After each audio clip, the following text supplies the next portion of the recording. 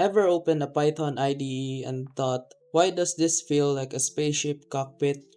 Yeah, I've been there. If you're stuck choosing between PyCharm and Spyder, relax, I tested both so you don't have to rage quit midway. Stick around. If you're searching for a Python editor that actually helps instead of judging your code silently, I've tried the two most talked about ones, and here's the honest breakdown. Let's start with PyCharm. This thing feels like a personal coding assistant that never sleeps.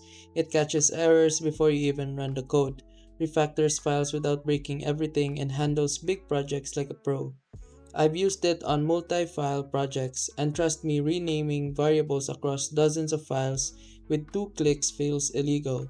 It's powerful, smooth, and built for people who want structure and speed. Now, Spyder is a different vibe.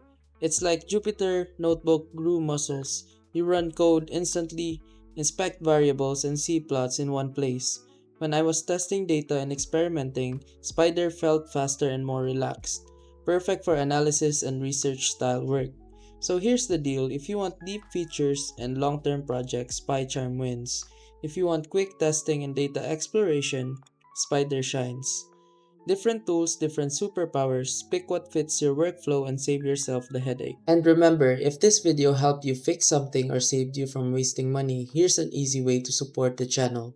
You'll find an Amazon link in the description. Bookmark it and use it whenever you shop. Whether you're buying tech or everyday essentials, a small portion of what you already spend helps support the work here at no extra cost to you.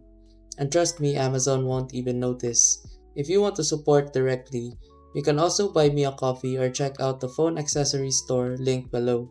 Totally optional. That's it. Thanks for the support. Stay sharp and I'll see you in the next video.